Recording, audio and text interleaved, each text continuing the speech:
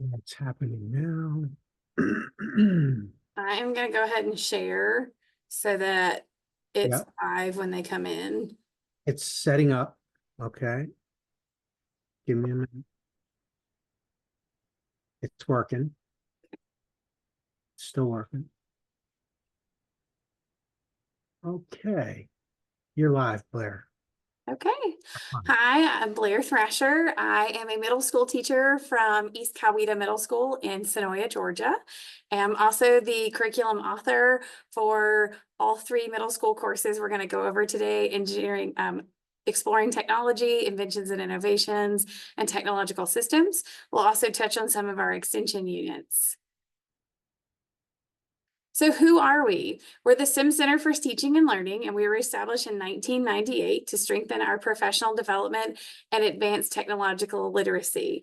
Our center's initiatives and our goals are developing standards-based curricula for you to use, development of standards-based curricula for teacher enhancement, research concerns, teaching and learning, and curriculum implementation and diffusion. So we want to make sure that we're giving you a well-rounded curriculum that you can use in your classroom.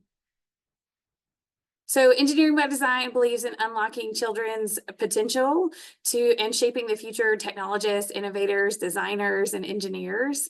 Our curricula is inspired by students. And in fact, most of our curriculum that you'll see today has been tested out on many, many students over the years. And we have had such a successful time with it, my school especially. Teachers guide students in an effort, but they actually master the curriculum themselves using our 6 e-learning model, which you'll learn more about shortly. So why engineering by design? We incorporate active learning. We believe that all learning should be hands-on. We should be able to give students hands-on project-based activities that encourage collaboration and critical thinking and creativity. We want to make sure that students know how to work in a team and are able to ask questions. We want to encourage them to ask questions, to think beyond just one solution, and we want them to be able to solve real-world problems. This is also a very differentiated curriculum, and the curriculum allows you to support adapting lesson to diverse learners. We're able to create flexible assignments and scaffolding techniques that allow you to use it in your classroom, no matter what the skill level of your learner is. We also integrate across the curriculum. We have a big focus on making sure we incorporate STEM concepts within our classes. Science, technology, and engineering and math go hand in hand, but we also practice literacy skills. Standards alignment. So all of our curriculum is aligned to the standards for technology, technological and engineering literacy, the STELs. The next generation science standards, the Common Core math standards, the Common Core ELA standards, as well as the grand design challenges for engineering. We have multiple delivery options. We use the Buzz learning management system to give forth this information.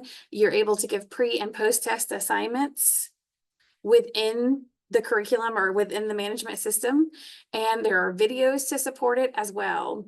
It can be ported into any kind of compatible LMS systems. You're able to transfer information as you need to.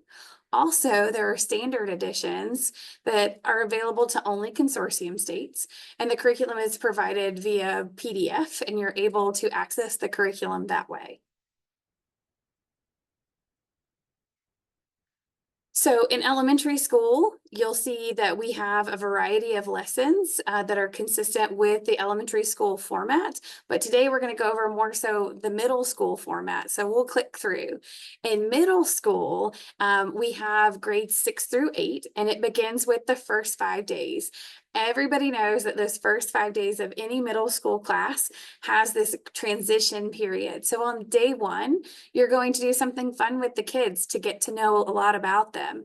So depending on which curriculum you're in, you're going to be able to look and see what activity is available, and we'll check those out shortly. But you're also able to see what student skill skill ability is. You're able to see their prior knowledge. You're able to see who they work well with, who might be able to collaborate with one another, who might be able to help each other. And then in the rest of those first 5 days, you're going to introduce important topics, one being safety, because we encourage safety throughout all of our curricula, followed by four knowledge and skill builders. So we call units KSBs in middle school because we're going to give them knowledge and skill, and we're going to build upon that. We're going to keep them going throughout it, and we want to keep building their knowledge, and we want to keep building their skill level. And inside each KSB, you're going to learn about the lessons that are available. There are 5 lessons, with one of them being a preliminary challenge to get them started and get them excited, and one being a primary challenge. Once they have finished middle school, they're going to move on to high school, where they do units and learning cycles. It's similar to middle school as the way it's set up, but the way our curriculum is set up, you're able to move from elementary, middle to high in a pretty easy flow, as we set all of our curricula up the same way. So the 6E learning model is what we base all of our curriculum off of. The 6E Learning by Design models offers a systematic approach for you to integrate the T and E into your classrooms. We want to have an inquiry-based approach where students are not only getting hands-on, but they're also getting practical applications and real-world problems. So at the beginning, in the engage portion, we're going to do whatever piques the student interest. It could be a video, it could be a discussion, it could be a quick activity. We're going to engage them in the knowledge that we're about to put forth. Then we're going to explore. We're going to allow students to construct their own knowledge about the understanding of this topic, whatever the topic is. Then we're going to explain it, because we know that middle schoolers can go a little further out than we might want them to. So we're going to take those broad topics that they have come up with and kind of narrow them down. We're going to narrow their focus. So in that explain portion, we're going to allow them to refine their learning. And then the engineer portion, which is always my students' favorite, the students are going to be able to engineer or create something based off of the knowledge that they've learned. The enrich portion allows students to explore concepts in more depth and apply them to a complex problem. And then the evaluate portion allows both the students and the teacher to assess their learning. And once we're inside the Buzz platform, I'll show you some of those ways that we do that. So the goal of middle school is we want to ignite students' curiosity. We're introducing them to a lot of things in middle school, but what we're really trying to do is get them to have those hands-on real-world experiences. We also want them to work through the engineering design process, because we want to get them into that iterative process so that they're understanding that we're going through a step-by-step method to solve this problem. We want to encourage creativity and innovation, and we want to allow students to explore history, because we know that the impacts of history and the impacts of certain inventions and innovations have changed our world. We break down complex ideas into manageable components so that students can grasp them. Things that you never thought a student would be able to understand, they're able to break down and understand the bigger picture. And we also want to do a holistic approach, because we want to make sure that we're hitting all of those learners. So each of these courses is an 18-week course. So 6th through 8th grade, we have 3 courses available, the first being exploring technology. So this is going to introduce students to hands-on activities. We're going to introduce them to all kinds of concepts in exploring technology. We want to give them different aspects of technology to explore, because to many of our students, technology only means a few things: their cell phone, their computer, or anything electronic they've seen. So we're kind of changing and shaping what they feel engineering and technology are. In 7th grade, we're going to talk about inventions and innovations. And we cover the history of inventions and innovations. We teach about the core concepts of innovations. And then we talk about problem-solving methods. We want to encourage our students to come up with multiple solutions and work through those solutions. And we want them to be creative and invent and innovate on their own. In technological systems, which is 8th grade, we're going to explain how systems work. We're going to go through the input process output feedback system. We're also going to talk about what happens when feedback is not there. We're going to talk about pairing systems together, troubleshooting systems, and working on how systems can work together, how systems can fail, and how systems can be maintained so they don't fail. We also have another curricula available that are extension units, and it's engineering for all. These are more appropriate from 7th to 8th grade, and it's a 4 to 7 week unit depending on your student's skill level. The first one is vertical farming. It's fresh food for the cities, and it allows students to go through the process of learning about hydroponic systems because it talks about food deserts and how we produce fresh food in areas that may not normally get it. For example, you see that it talks about growing fresh food on the side of an apartment building. In the water unit, we're going to talk about the world in crisis and the availability of fresh water. The students are going to learn about how having fresh water impacts the world or not having fresh water impacts the world. And then they're going to construct a water filtration system out of basic materials to help them understand what it's like to have to filter their water and have to work through these things. So exploring technology, the course objective is it prepares students by equipping them to understand technology and engineering through the use of hands-on activities and promote technology and engineering literacy. So what we're going to do is we're going to hop into Buzz. So I'm going to stop sharing for a second, and I am going to move over to our Buzz platform for just a moment and make sure that I have that up and ready. So share Buzz. And within our platforms, you're going to be able to see that there is a video, and look, there's me again. And I'm just explaining what happens in the Exploring Technology course. So within our courses, you're going to see that we have several things built in. Under our home feature, we're going to give you a course description. We're going to tell you a little bit about our student organizations. We also give you some safety guidelines. As a teacher who's been teaching for 18 years, I cannot stress to you the importance of teaching safety in your classroom. We give you some great tools and videos here to help you, but we greatly encourage you to create your own as we don't know what's available in your lab.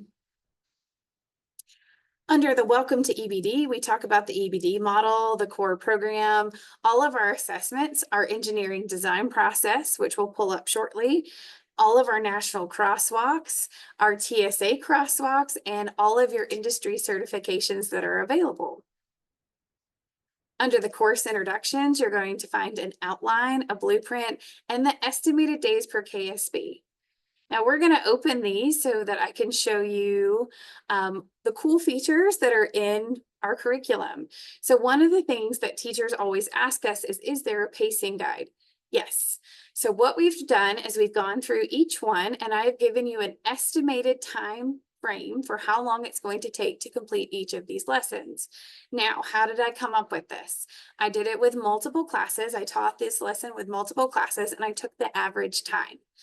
There's also enrichment hours. Some teachers are able to get to the enrichment hours and some teachers are not. I always tell teachers, if you don't have time to get to the enrichment, I bet you have some students who finish early.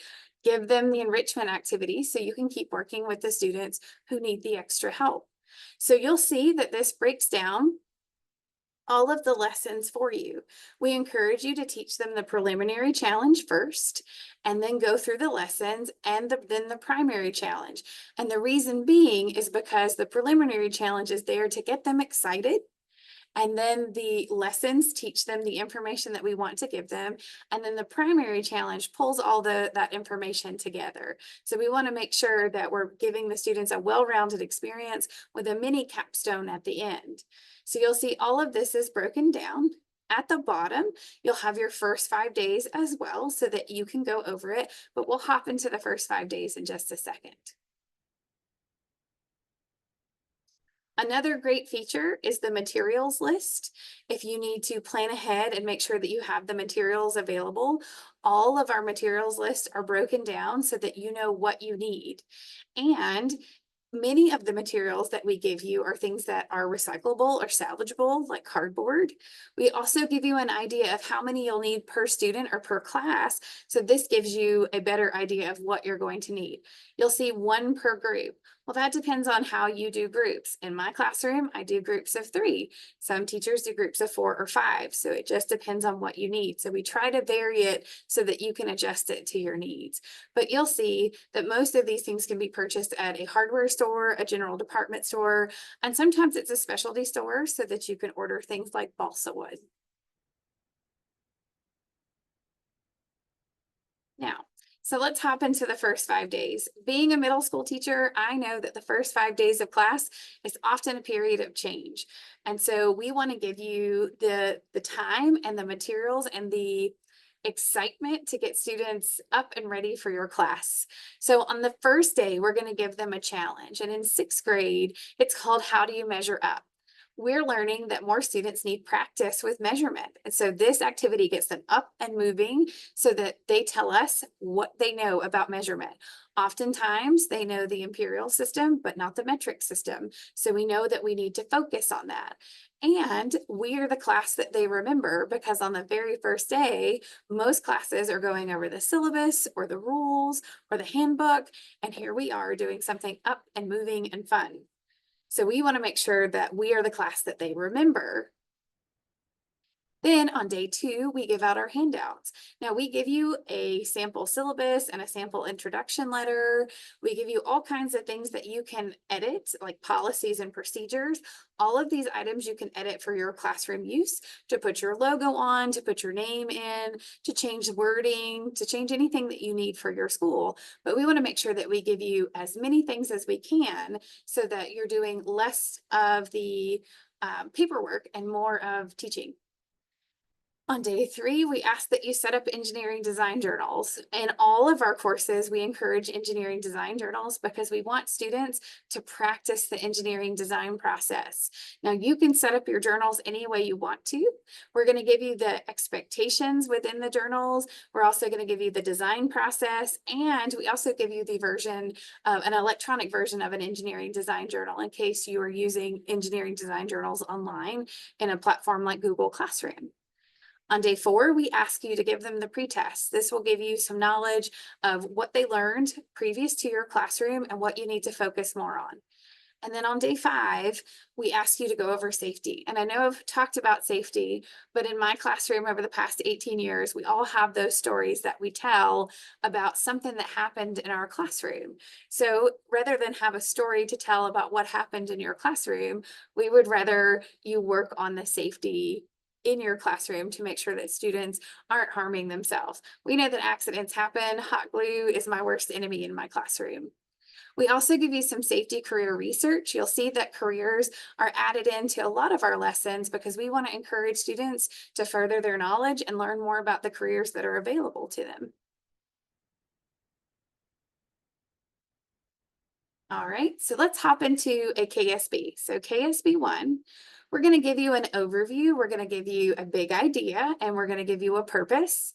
And we want to make sure that students are understanding the purpose of what they're about to be learning. So the cool features that we have within this is we have it broken down for you in ways that we hope will assist you in the easiest way. So we have our standards broken down along with all of their benchmarks. We have all of the standards, whether it be the next generation science standards, the EC standards, the NAEP standards, whatever you're using, we have tried to include it in this. The next thing we have are our lesson objectives. I use my lesson objectives as my essential questions or my student can statements. A lot of schools call them different things, but these can easily be reworded so that they can fit nicely in your lesson plan. So you'll see the students will, and we give you all of these to help you. So let's hop into a lesson. So again, you see that we're broken down into 3 lessons, a preliminary challenge and a primary challenge.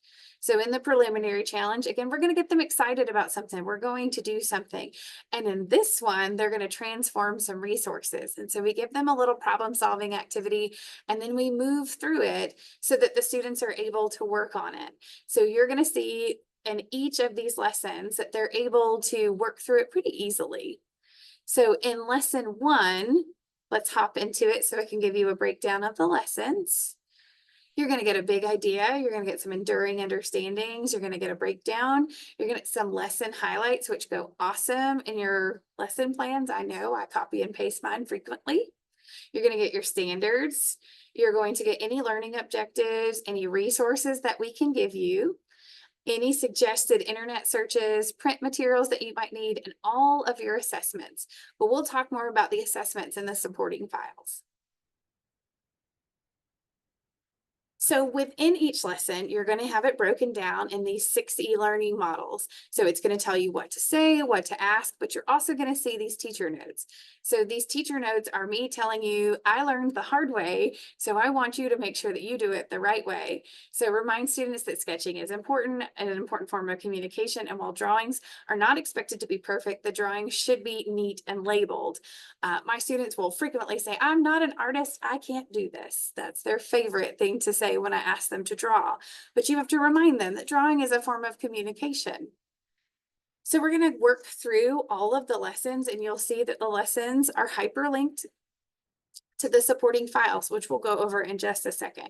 So as you move through the lesson, we give you as much information as we can, including under the evaluate section, because we want to give you as many opportunities to evaluate your students' learning as possible.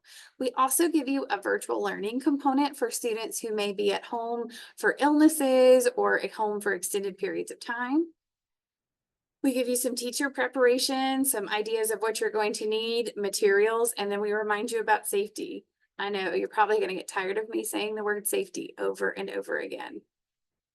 Now, the last section is probably one of the most well sought out sections of all the teachers that I talk to. All of your files are here. So any file that you would need for your students or for yourself is here. All of them have a design brief and a rubric. We try to give you as much as we can to grade the students. We also give you a check for understanding, which is a multiple choice or fill in the blank, so that we can test student knowledge along with the answer key.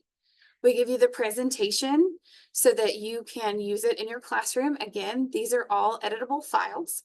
And the other thing we give you is these videos. Now, these videos may sound familiar because it's me talking. So I'm going over the presentation, and I'm also going over the design brief in the videos. This is for students who may have been absent or may need to hear it again.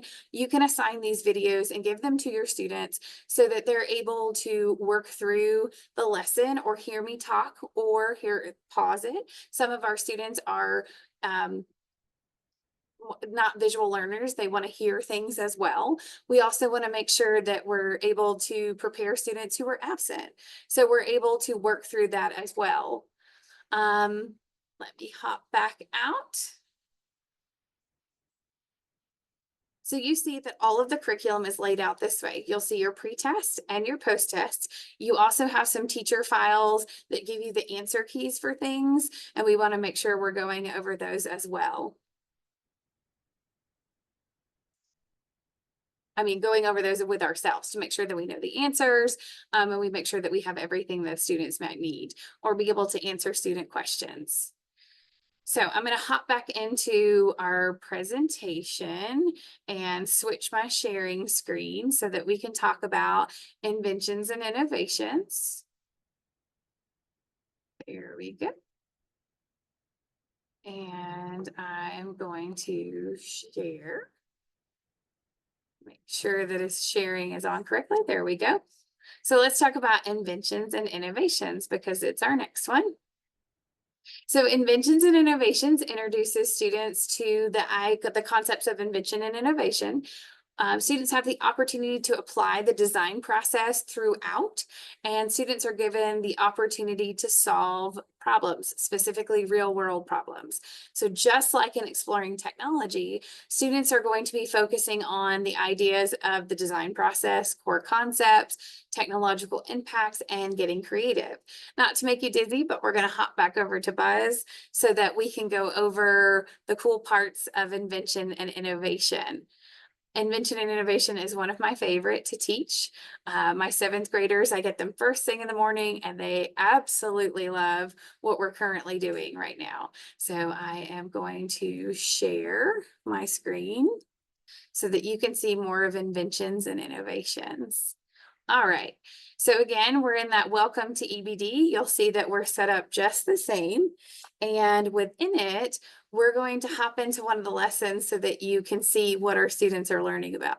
So we're going to hop down a little further than we did previously because I want to show you a couple of the things that students are going to be doing. Now, your KSB1 is your introduction unit, like always. It's going to give you that overview of invention, innovation, and the design process. Most students will know what invention and innovation is, and because of the science standards, many of them know the engineering design process. So within this one, the students are getting that introduction, they're having that overview, they're starting to develop their own solutions, they're learning about brainstorming and really working through that engineering design process. In KSB2, they're really working through the core concepts of technology and learning all about those core concepts. In KSB3, we touch on the impacts of technology. And those impacts can be both desirable and not so desirable. So we talk about the impacts of technology as far as it can have both positive and negative impacts. Again, we're going to give you all of your standards and we're going to give you your learning objectives. So in the preliminary challenge, we're going to talk about upcycling. A lot of our students upcycle without knowing it. Thrifting has become a very popular trend among students, and upcycling is a part of that. And so within it, they're going to learn more about upcycling and how it helps the earth. And then we're going to work through the lessons. Now, I will tell you that my students' favorite lesson hides out in this particular KSB, because we talk about what happens when technology goes awry and we do the oil spill project. And within this, we talk about how oftentimes environmental and economic concerns can compete against each other. And students are going to have to figure out a way in order to clean up an oil spill. Now, I live in Georgia, and so the Gulf is pretty close to me. And there are still some impacts that you can see in the Gulf from the BP oil spill. And so we talk about those, and we talk about the impacts of technology. We also talk about the impacts of things like single-use plastic, and we talk about ways that we can reduce, reuse, and recycle to help technology become less of a negative impact. In the primary challenge, students are actually going to work with a single-use plastic to come up with a creative solution. Now, I will tell you that those single-use plastic bags, while they seem very inconspicuous, became such a huge thing at my school when we first started doing this that my principal asked me to stop doing the lesson for at least 9 weeks to calm it down. So within this challenge, students have to work with plastic bags and create something out of them. Well, my students had never seen friendship bracelets, and so I taught them how to braid, and they began trading them. And they began asking their parents for different colored bags, and it was close to the holiday time, so they wanted the red and white bags, and they were all trading them. Well, only my 7th graders were doing it, so the 8th graders and 6th graders got jealous, and everybody started doing it, and they were trading them in the cafeteria, and people were taking bags from each other, so we had to calm it down for a little while. We're back to doing it now, and it hasn't become a craze again, but for about 9 weeks, my principal was like, "You've got to stop this," so they really did love it. Now, KSB 4 is all about drawing again. We want to get them creative, and we want to teach them about drafting. We learned that most students have some basic skills with drafting because they've taken an art class. So within this, we're going to really focus on how creativity is linked to engineering and technology. We want to make sure that students understand that one of the biggest parts of the engineering design process is being able to draft our ideas. We want to make sure that we're giving students the availability to give out their ideas, but we want to show them how to do it properly. So in lesson 1, we're going to introduce students to some basic drafting. Oop, I just hopped into the wrong lesson. Let's close that and go into actually KSB 4 lesson 1. I apologize. So within this one, we're going to talk about drawing and design, because drawing is a universal language. Doesn't matter what language you speak if you can show them in a drawing. So we're going to talk about real world sketching, things that they may have seen, and then we're going to move into orthographic and isometric drawings, and we're going to teach students how to do these things. And within it, students are actually going to not only draw, but they're actually going to create. And in front of me, I have some of the pieces that students will create. They make a Soma cube puzzle. I know it's blurring out. Let's see if I put it near my face. The students are going to make a Soma cube puzzle. And so within that, students are drafting and practicing what they're doing. Now, if you have a 3D printer in your room, you could obviously 3D print these puzzle pieces. The ones we use are made out of wood, but you could actually use newspaper or cardstock. The original Soma cube puzzles were made from newspaper. So again, let's hop into the lesson and see what students learn about. So we're going to do some real world sketching. We're going to do some comparison drawing. We're going to teach them about orthographic and isometric. We're going to teach them about pictorial drawings and all the things that they've seen all along. They just don't really know what they're called. So we start giving them examples. We talk about, have you ever put something together? We ask them, have you ever seen the exploded view of something that you've put together? So we really just have that conversation about things they've seen before. So then we're going to have some drawing practice. We're going to practice drawing all these pieces, and then we're going to create the puzzle itself. And I will tell you, watching them be so proud of their drawings and the pieces they've created is such a wonderful teacher moment.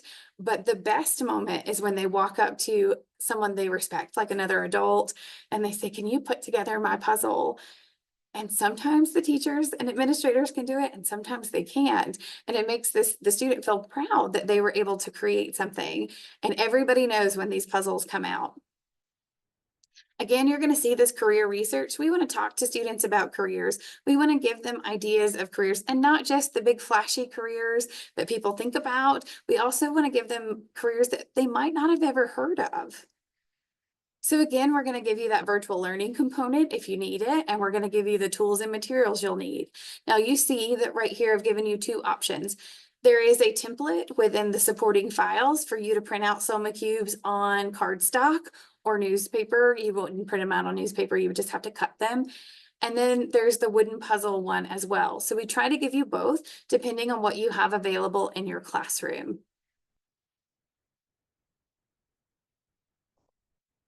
Again, you're going to have all these files available to you, and every single one you're able to edit. So if there's anything you need to change, if there's anything that you want to add, if there's rules that you have in your classroom, if you want a place where things are stored, I'll give you an example. I use plastic shoe boxes to store all my students' projects in. And so on all of mine, I say, make sure you label your plastic shoe box and make sure you put it in the correct location. So you're able to add things to all of this to make it easier on you. So we're going to hop over to tech systems. I know it's in my slideshow, but let's hop over to tech systems quickly so I can show you some of the great things that tech systems has to offer as well. Here's that lovely video again. It's me talking. You're going to have my contact information in a little while, so you can hear my voice again if you want to. So the cool thing about tech systems is we've broken some things down for you to make your life even easier. So in KSB 1, it's the same thing. It's an introduction unit. We're teaching the students about systems and where systems come from. I will tell you that one of the easiest ways I teach systems or show my students systems is to show how it's made. There's all kinds of clips on the internet that you can find, but I usually use jelly beans because my students have no clue what actually goes into a jelly bean, and nothing's gross about it. It's just sugar on top of sugar on top of sugar, some flavoring, and then wax. And so some of them get kind of grossed out, but they get to see how a system works. So it's really cool to show them a video of something that they like, and it helps them work through it. So within KSB 1, we're just introducing them to systems. And we're giving them an overview of how systems work together, how different parts of systems work, and subsystems. We want to talk to them about subsystems as well. Most 8th graders are in the 13, 14, 15 range, and they're ready to drive a very certain system. And so they like to hear about those systems as well. In KSB 2, it's going to look a little different. You see that we have a KSB 2A and a KSB 2B. Now that's because we want you to have some variety. Now, KSB 2A is dedicated to the Sphero robots so that you can use your Sphero robots if you have them. And each of these lessons is dedicated to teaching students how to use the Sphero robot and how to use it in a problem-solving method. For example, at the end of KSB 2A, your students will have to create a obstacle course for their Sphero. In KSB 2B, we actually use the microbit. And even if you don't have microbits, this KSB is wonderful for you because you can use makecode.org. So I'm going to hop into it for a second. So we're introducing students to computer science with microbits. And makecode.org is free for anyone to use. And it does a simulator for students if you do not have microbits. So this is a great unit to teach your students some basic coding in both block coding and JavaScript. It also has Python available if you would like it. In KSB 3, we're going to move into talking about technology system interactions. A lot of times students don't realize how many systems interact with one another, and it gives them a great overview of their ability to put systems together. Some of that is learning about how certain parts of history have created different types of technology. For example, adding the internet to the phone so that you have a smartphone, things like that. We also talk about the shipping systems within this and how we interact in so many different ways and how so many different technologies interact. So in the shipping lesson, they learn not only about the production of a product, but how it is shipped and how it gets to places. And then finally, KSB 4 is also broken down into two. KSB 4A is dedicated to Onshape. Onshape is a free software for students to use and to learn more about digital drafting or computer-aided drafting. And KSB 4B, I've given you a lesson to teach the students about the designed world, but it gives you the ability to teach in any software that you would like. So for example, in some of my classes, I'm able to use things like Onshape, but in other classes, I may have to use Tinkercad. So depending on my students' ability level, I'm able to adjust. So all of this you will see is very generic to any software that you want to use. You could use Inventor, you could use CAD, Google SketchUp, any of those that would help your students. So we want to make sure that we're giving you a broad variety of lessons to use so that you can adjust them to your needs. All right, so let's hop back out to my presentation because I might have gone a little bit off of my presentation and we want to make sure that I'm staying with my presentation. I'm really bad about that in class too. So let's share that and I will start the presentation again. Make sure from the current slide. So within this, again, you have all of these wonderful lessons, and technological system is a wonderful curricula to teach. I will say that I really get to enjoy seeing my students make real world connections to things that they have already seen in other classes. So engineering for all is, we're going to talk about first about the food one. So within this, they have the first 3 days instead of the first 5. We talk about fresh food. We talk about designing and building. We talk about hydroponics, hydroponic farming, and creating models in CAD. So students are able to look at this crisis because this is one of the grand design challenges, and they're able to move through this crisis and look at ways that we can actually do this, you know, in our around us or help other places. Now, in my classroom, I do have a hydroponic system and we've grown a couple of things. I have learned what to grow and what not to grow. Some of the wonderful things to grow are things like basil or vegetables that don't have a very strong smell. I do not recommend vegetables that have a very strong smell because it will permeate your room. I learned that the hard way. So make sure you're choosing wisely. And in the water crisis, the worldwide water crisis, they learn about how water is a source of life and we have to have water in order to survive. They learn about turbidity and about heavy metals found in water. They learn about cleaning up the act and how we're creating filtration systems. And then they do the grand design challenge of creating an actual filter themselves. So some of the I apologize, some of the implementation strategies we use, we want to make sure that we're integrating STEM seamlessly across our curriculum. We want to make sure that we're giving you everything that we can to integrate it in your classroom. We love to provide professional learning. Some of you have maybe met me at a professional learning. I do the ones at the conferences, and I love to hear about the stories of you implementing these in your classes. Resource allocations, we try to make sure that we have as many hands-on projects as that we can, and that we support you in any way that we can with hands-on projects. We try to make sure that these projects are cost effective. And we also promote collaborative learning. We want students to learn to work in teams. We want them to be able to critically think, and we really want them to develop communication skills, because as we talk to industry, communication is a big factor in students being successful in the workforce. We also want to form community partnerships. Start asking people around you. One of the greatest things for me is I am really close to Kia, and I'm able to talk to them and have people come in and talk. But you can also get your local sanitation company to come out and talk about the waste cycle. You can get all kinds of people to come to talk to your students, because a real world example of a person is amazing. Continuous assessment, we want you to be able to give your students feedback. That's why we give you rubrics and check for understandings, and the ability to constantly give your students feedback. And parental involvement. We want to make sure that your students and your parents are informed about what you're doing. So we try to give you as much as we can to give your parents as well. That's why we give you the documents to edit.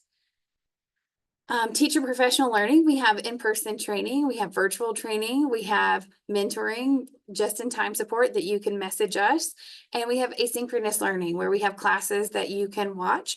This class will be available for people to watch later. We also have an Onshape certification. It's a self-paced unit where you can teach yourself Onshape. It is a fantastic course that allows you to learn Onshape at your own pace. It's ideal for educators who don't have a lot of time. You can do a little bit at a time, and you can start it at any time and complete it in about 40 hours. We also have graduate credits available at St. Cloud. In-person, virtual, and asynchronous credits are available, and it's a wonderful program. There's no application fee. You don't have to be a student there, but you can get some extra credits. So what's coming soon? We're going to have some asynchronous professional learning opportunities. You can see all of them listed here. Some are about soft robotics, engineering, technology, education, lab safety. Again, you hear me saying that word safety because it's such a big deal in our classes.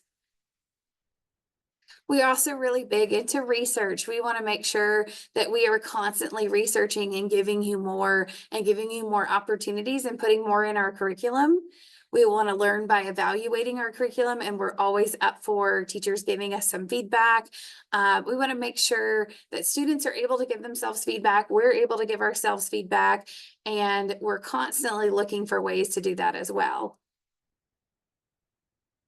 In the Excite project, Project Excite 2 is the exploring computation integrated into technology and engineering. It's an NSF funded partnership. I greatly encourage you guys to look at this. There's currently a cohort going on in my state right now, and you can see all the other states that's going on as well. I know I'm a little biased to Georgia. I apologize. So curriculum implementation and diffusion. So within the curriculum, we want to have some professional learning and research systematically meshes. We want to make sure that we're constantly researching, making sure that everything's great for you. We love to hear from you if you have ideas, if something's wrong, if something worked better for you. We always want to hear it. So curriculum is authored by field experts and piloted in STEM classrooms. So like I said before, my curriculum is piloted in my classroom. Before it ever shows up, it's been in my classroom for a semester or more, and students have gone through it. And I've changed things and put in teacher notes to help you. In one of the lessons, you'll see that I warn you, you may have a student allergic to latex balloons. Make sure not to get latex balloons. Or in another lesson, there's pepper. Make sure you don't have students allergic to pepper. Just things like that to help you out. We also have the STEM School of Excellence that we encourage you to apply for. It's a wonderful program that gives you some benchmarks to achieve and look at. We've had so many schools go through it. It's a wonderful program, and it's available to K through 12 schools, colleges, and universities. And you can scan the QR code to apply. It's also available on our website. We have the REACH Challenge. It's such a wonderful challenge. It's an adaptive and assistive technology. I will say that students being able to see the real world challenges is such a wonderful part of it. I really want to show you a little more of the REACH challenge. Let me pull that up really quick. Let me stop sharing for just 1 second, and I'll pull that up for you.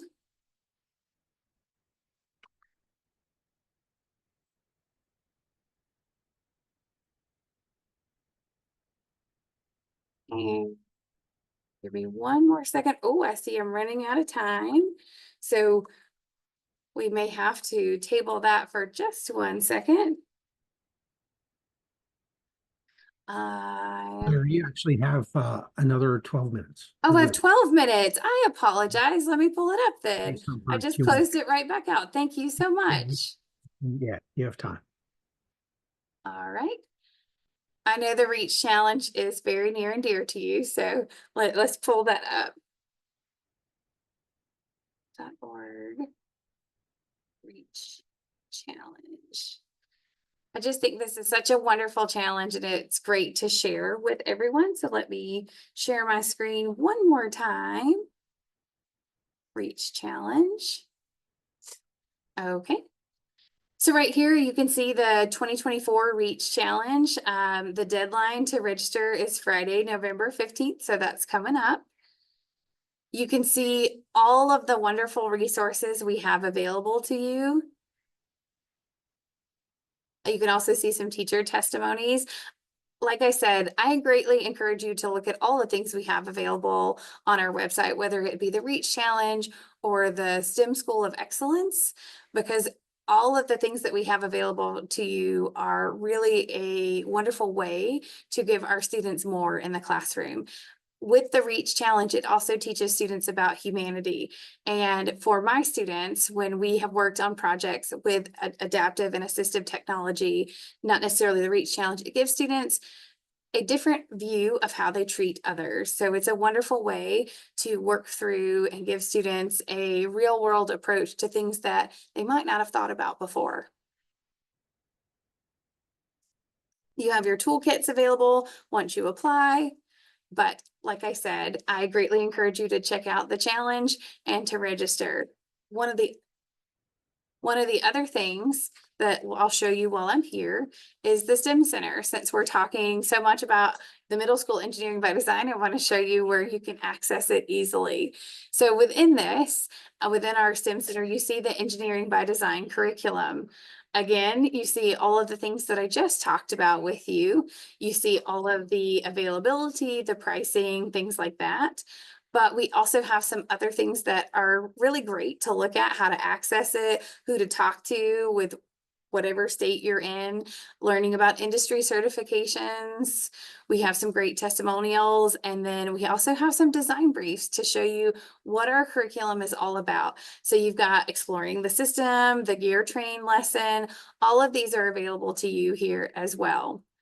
If you click on the STEM Center, you can also see our research, our professional learning that's available. So we'll click on that, and you can see all of the professional learning that we have for you. And you can also request professional learning this way as well. You can see STEM by state, so you can learn more about if you have access to the engineering by design curriculum. You can see here's mine. I'll show you mine, and it gives you all the things that you would need to talk to your state consortium director or your state champion, as we call them. So ours is Dr. Paul Kamick, and we can easily email him and get that information, but you can do the same in your state as well. So let's hop back over to the presentation. Stop sharing. All right, and share. There it is, share. So I'm going to put this up and I'm going to give some time for some questions. I want to make sure I left some time for questions in case anybody had anything that they wanted to ask about. I just started from the beginning, so let's hop to the end really quick. I'm going to hop right there and pop that up. This is my information along with our director and our instructional manager's information. My information is below. That is my personal email address and phone number if you need to contact me. Do you have any suggestions for funding to implement this engineering by design program? So I will tell you that one of the ways that I have funded it before is asking for Perkins money from my school, but I have also funded it through donations. I have asked for things. One of the biggest donations I ever got was from McDonald's. I asked if I could have some straws, and they were getting rid of some straws, and they sent me 50,000 straws. I had boxes for days. Asking for local donations is also great. I usually have an Amazon list for my parents and say, hey, I'm running out of this. I've done fundraising to help as well. We sell Chick-fil-A chicken biscuits. I know that Chick-fil-A is not everywhere. I've asked to do one of the dances at school, and I held the 6th grade dance, and I was able to fund my entire year.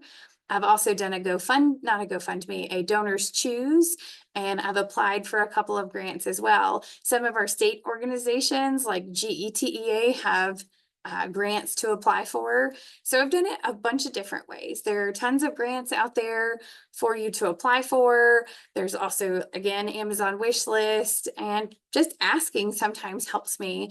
Another example, I asked Anchor Glass if I could have some cardboard, and they asked me how much I wanted, and I said, whatever you can spare, and they showed up with a truckload of flat cardboard for us to use. And we used that for probably 2 years. So again, asking is such a wonderful way to get things for your classroom. A lot of people are willing to donate. They just don't know what you need.